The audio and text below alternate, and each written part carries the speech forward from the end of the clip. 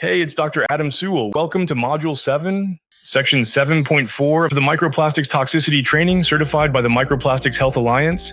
In this section, we're going to focus on one of the most clinically important but often overlooked areas of microplastic toxicity, gut healing, and mucosal repair. We now know that the gastrointestinal tract is not just a passive site of digestion, it is a frontline defense system home to 70% of our immune cells, the largest surface area exposed to the external world, and the first barrier that microplastics must pass through to reach systemic circulation. Part 1. Microplastics and gut barrier disruption. Let's begin by reviewing what microplastics do to the gut. They disrupt tight junction proteins, specifically zonulin, occludin, and claudin-1. They increase intestinal permeability, allowing LPS, toxins, and undigested food antigens to enter circulation. They provoke local immune responses, especially from CD68+ macrophages and CD3+ T cells in the lamina propria. They shift the microbiome, favoring pro-inflammatory bacteria and decreasing short-chain fatty acid producers like Butyricicoccus and Akkermansia. A 2025 paper on microplastics broadly describes significant disruption of intestinal homeostasis and inflammation from MPs, although not always specifying dose or timing. A 2021 study showed that combined exposure to polystyrene, PS, micro and nanoplastics in mice caused intestinal barrier dysfunction, tight junction disruption, epithelial cell apoptosis, increased reactive oxygen species, ROS, and increased permeability. Part 2. Clinical presentation of gut damage. Common symptoms in microplastic-burdened patients include bloating, gas, or alternating constipation and diarrhea, food sensitivities or histamine intolerance, abdominal pain with normal labs, fatigue that worsens after meals, skin flares linked to gut permeability, eczema, rosacea, urticaria. Key lab findings may include elevated zonulin, if available, mild eosinophilia or low-grade CRP, stool markers, secretory IgA decrease, elevated fecal calprotectin. Part 3. Treatment strategy, 3-phase protocol. So how do we repair the damage? I use a 3-phase mucosal restoration model aligned with detox timing. Phase 1. Remove irritants and buffer inflammation.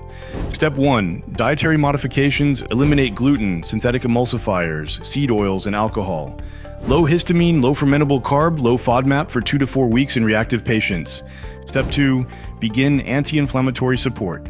L-glutamine, 5 grams twice a day, powder form. Zinc carnosine, 75 milligrams twice a day. D-glycyrrhizinated licorice, DGL, 380 milligrams before meals. Curcumin, liposomal, 250 to 500 milligrams per day. Clinical reference. The 2017 review by Akkermansia et al. Concluded that glutamine is a major nutrient to maintain intestinal barrier function in animals and humans. Mahmoud et al. 2007, Gut 56-2, 168, 175. Zinc carnosine, a health food supplement that stabilizes small bowel integrity and stimulates gut repair processes. Phase 2, rebuild mucosa and restore microbiome. Step 1, short-chain fatty acid, SCFA support. Sodium or calcium magnesium butyrate, 600 to 900 milligrams per day. Resistant starch or acacia fiber, 5 to 10 grams per day. Step 2, probiotic recolonization. Key strains, Lactobacillus rhamnosus GG, Bifidobacterium infantis, Saccharomyces boulardii. These organisms not only rebalance the microbiome, but also help down-regulate zonulin and support interleukin-10 production, modulating the immune response at the mucosal surface. Reference. Probiotics fortify intestinal barrier function. A systematic review and meta-analysis of randomized trials. Zheng Y, Zhang Z, Tang P, et al. 2023 in Frontiers in Immunology. Earlier in vitro work by L. Peng et al. In 2009 demonstrated that butyrate treatment accelerated tight junction assembly via AMPK activation in colon epithelial cells, reinforcing the idea that butyrate helps fortify the epithelial barrier. Phase 3, seal and sustain ongoing support, weeks 6 to 12 plus. Aloe vera, decolorized inner leaf, 2 ounces per day. N-acetyl D-glucosamine, 750 milligrams per day for mucin synthesis. Quercetin, 250 milligrams twice a day to reduce mast cell activation and food reactivity. Glutathione, oral or IV for redox balance. This phase ensures long-term repair and tolerance rebuilding, especially in patients with coexisting allergies, autoimmune symptoms, or mold sensitivity. Part 4, case example, repairing a damaged gut case.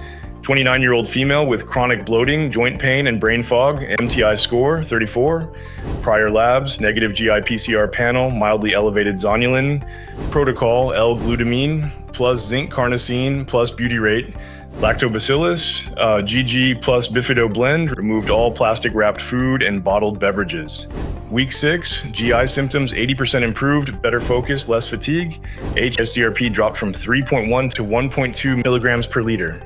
To summarize, the gut is the first victim of microplastic exposure and often the first system to improve when we support it correctly. Your goal is to remove the irritants, buffer inflammation, restore the microbial environment, and rebuild the mucosal lining with the right nutrients and pacing. Start with glutamine, zinc carnosine, and basic probiotics. Build into SCFA support and long-term repair over 6 to 12 weeks, and always align gut healing with a broader detox strategy, especially binder timing and bile flow.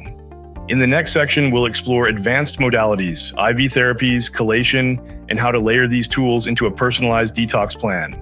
I'll see you in section 7.5.